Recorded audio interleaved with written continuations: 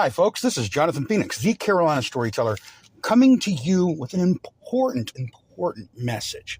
Okay, this is an adult podcast, so it shouldn't be listened to by children. And if you're listening to this, I assume that you're an adult. And if you're not an adult, that's bad, because some of the things that we cover on this podcast are topics that really younger ages shouldn't be listening to. There's murder, there's death, there's blood, guts, and gore. Things that really they don't want to be exposed to. So as an adult, I'm going to ask you to keep the kids away. But I don't think every one of you is doing it. So I'm going to have to do something to curb this behavior if you don't stop. Maybe I'll tell your kids where Santa's real address is. Or maybe I'll tell them where babies come from.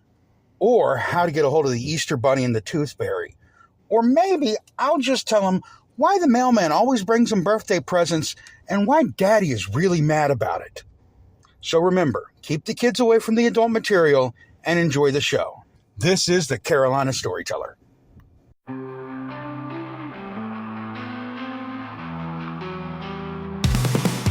the dark woods where shadows creep, stories rise as the campfire reaps. Jonathan's voice a haunting thrill, with every tale he bends on will. Echoes whisper, the night draws near. By the firelight, our fears collide. The Carolina storyteller, our guide. Through the spooky, the feathering fight. Fables of darkness igniting the night. Of the night.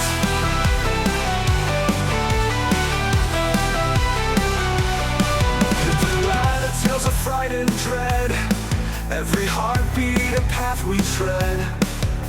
Phoenix spins his web up. Welcome back to the Carolina Storyteller, folks. I am your storyteller, Jonathan Phoenix. I'm really happy to have you guys here with me again for another spooky Saturday story time.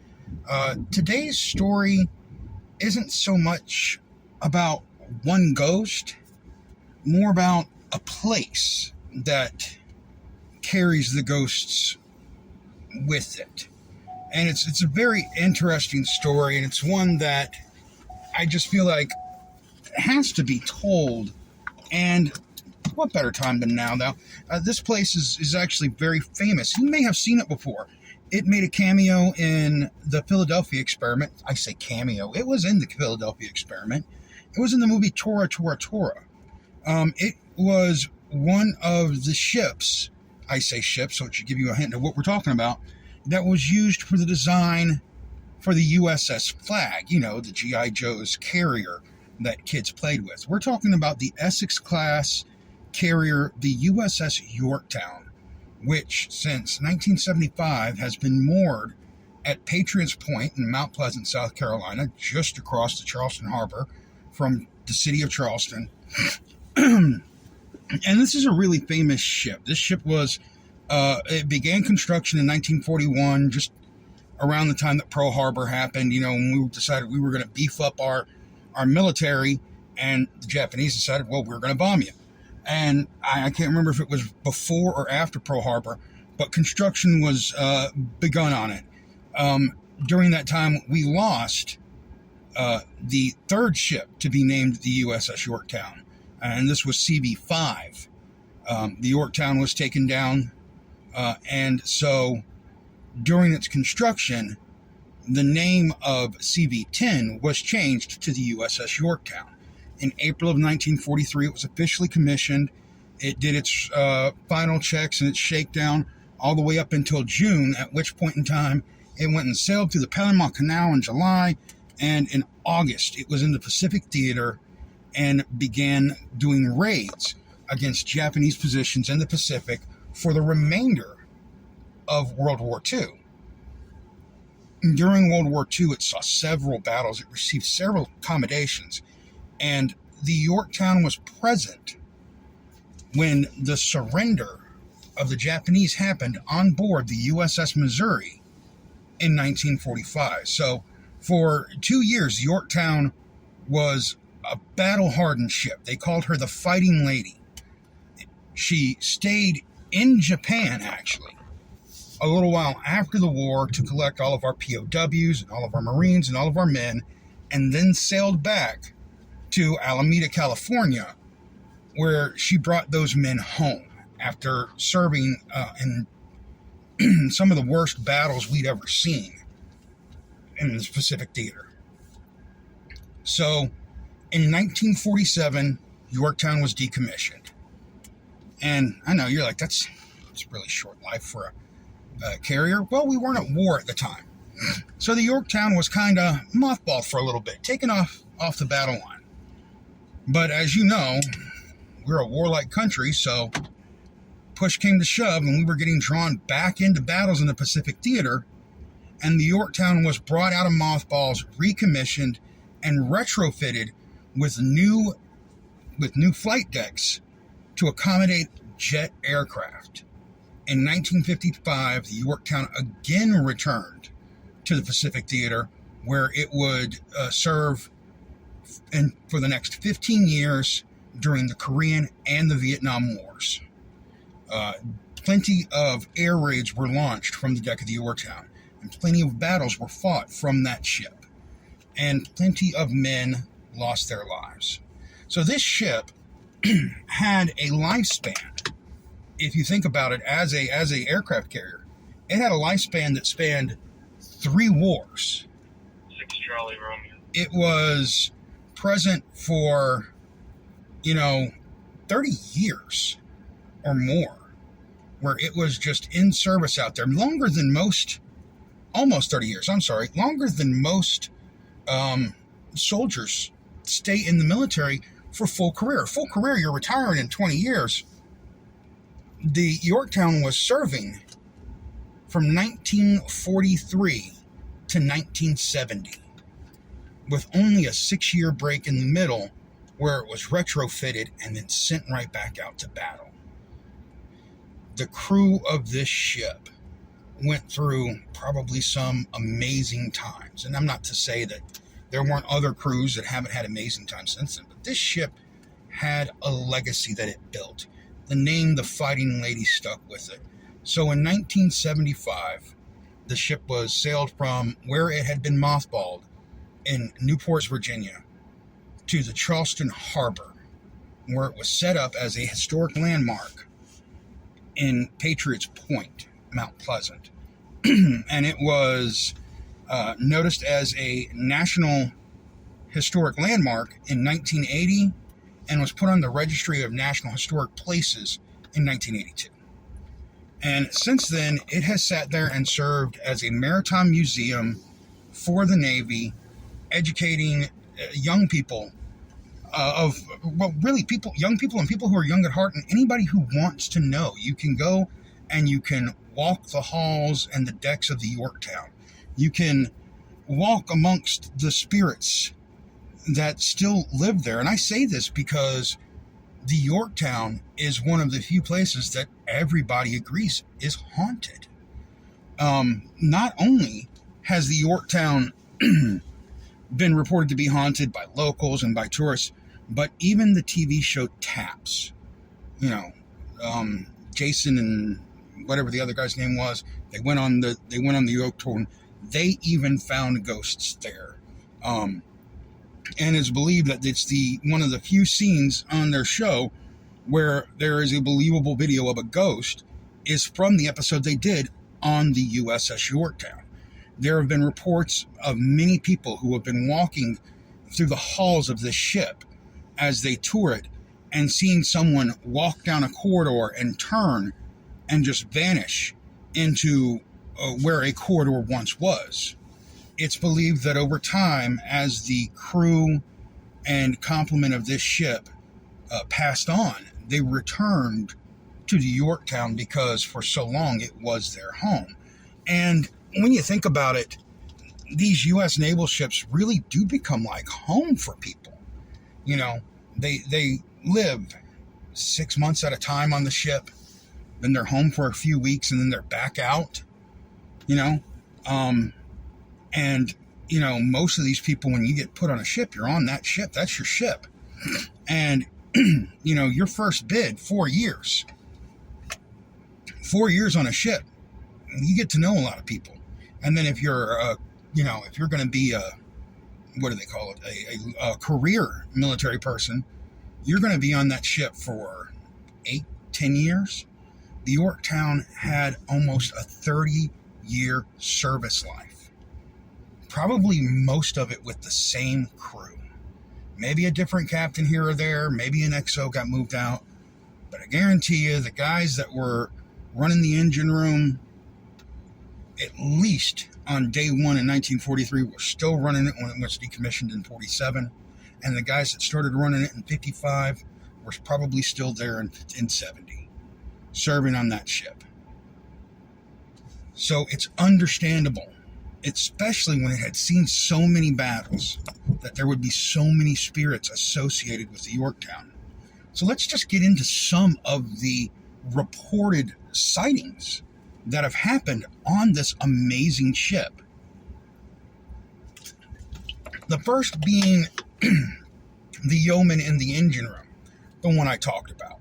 As I said, the Yorktown had been retrofitted, and has been retrofitted multiple times since to fit more of the tour aesthetic. After all, they don't want people going into places they don't need to be, and they want to keep it as contained as possible. So, walls have been put up, things have been changed, yada, yada, yada. Things were moved around in this ship to make it work better with how the ship was supposed to be when it launched jet fighters. And then things were changed again when the ship was decommissioned and set up as a museum for the people to see. So you have this yeoman who people have seen, and there is actually even a photograph out there that has, it's kind of like an overexposure, it looks like, of someone in military uniform standing in the middle of the engine room. And people have seen this yeoman walking through the engine room and turning and just going right into a wall. Like, no explanation, no nothing, just bam, right into a wall, gone. He's just one of many. If you go up a few decks, near one of the command decks, where they have a learning area where there's this sand table where you can move the sand around, and it shows the topography and everything.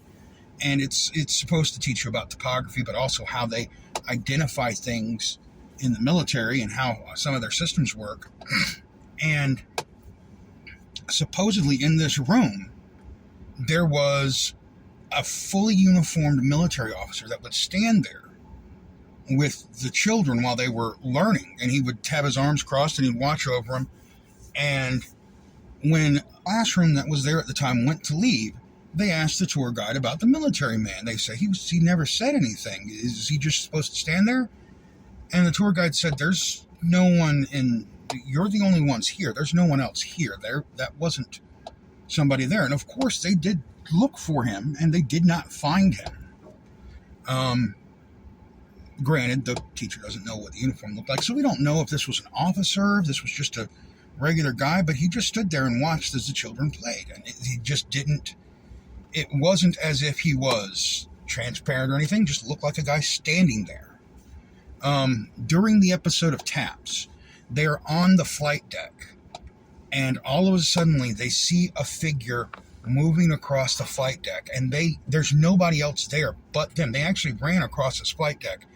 This flight deck is like 600-700 yards long. It's a huge ship.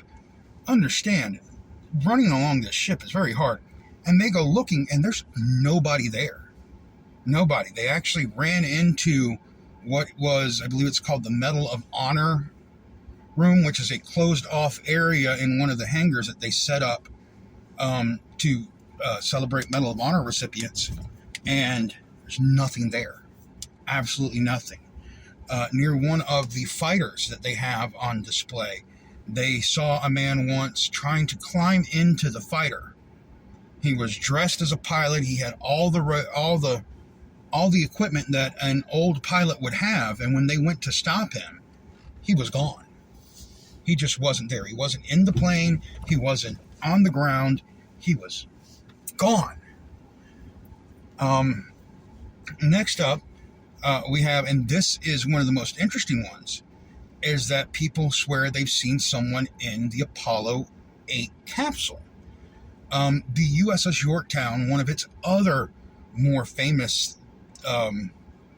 entries into history, they are the ones that went and got the Apollo 8 capsule when it came back down to Earth. So they rescued an Apollo capsule. And there is a thing there in the museum where you can, climb into an Apollo capsule. I don't know if it's the actual capsule or if it's a replica, but you can sit in the Apollo capsule and imagine what it's like to be an astronaut coming back down to Earth after you've been in space for 5-6 days, and you're getting parachuted down to Earth. They mock Jesus, It's just an amazing opportunity to have to sit there and see this piece of history. But people swear that they have seen someone in what looks like some kind of uniform around and in the capsule, even though there's no one there dressed like that. Understand, these are tour guides mostly. They're not really dressed in military uniform. They are there to just tour you around. And it's become such a phenomenon that there is actually a ghost tour of the Yorktown that meets at Patriot's Point. It lasts for an hour and a half. And they go through and they tell you where all of these ghost sightings are. And you get a chance to go and look for all of these ghosts. And it's like $37 a person to go on this tour. And people go all the time just to go up to the Yorktown and spend an hour and a half walking around this beautiful ship. And I say beautiful because it really is a beautiful work of engineering for a ship that size. And when you see how big the ship is, you don't really appreciate the size of an aircraft carrier until you're standing below one looking up and going, oh my gosh, because it is just massive. These were floating cities. They had, laundry rooms, they had mess halls, they had medical suites, they had a brig, they had places to store all kinds of all the stuff that they needed to take for the Marines with them when they were taking the Marines into battle. They had the planes that had to be kept in hangars. They had fuel storage. All of this stuff in this massive ship that was set to go out and for people to live on for 6 months at a time during wartime. And, if not longer, and this just massive thing. And people to this day are going and trying to find the ghosts on it. And every day somebody swears they've seen something new, something interesting. So that's our story for today. And it might not necessarily be a story so much as it is a history of a place. And not really a place, but a ship that's in a place. It's a mobile place. You get what I'm saying. I hope you guys enjoyed that story, and I hope that if you do come to Charleston, South Carolina, and you ever do get down here, I hope that you visit the Patriot's Point Naval Museum. You can see the Yorktown. They also have a submarine there and a couple of other ships and some planes and everything. And it is really a great educational experience and a way to see how far we've come and where we came from and maybe where we're going. As far as the American military is concerned, and to see what the people who came before us had to do to protect and serve this country. Because regardless of where you stand on war, where you stand on everything else, the men and women who died on that ship and who died fighting for freedom do deserve your respect. And they do deserve the accolades that they earned in service to the country. So that's our story for tonight. I really hope you guys enjoyed it. Remember, you can support this podcast by going to patreon.com/The Carolina Storyteller, or you can get merchandise from thecarolinastoryteller.com. I don't know if you know this or not, but I just got my Valmont mug from thecarolinastoryteller.com. It is awesome. Great mug to have coffee in. So just a hint there, Valmont's going to be dropping on December 1st, but for Patreon subscribers, you're going to get episode 1 2 weeks earlier on November 15th. So I'm not going to tell you what to do with your money, but it's $1 a month to get the Valmont pass, to be able to listen to Valmont 2 weeks before everybody else. I'm just saying it might be worth it. Thanks for tuning in, folks. I really appreciate you listening. Remember, if you're on YouTube, to like, subscribe, and share, and tell all your friends to check out the Carolina Storyteller. That's our show. Stay spooky, my friends. We'll see you next time.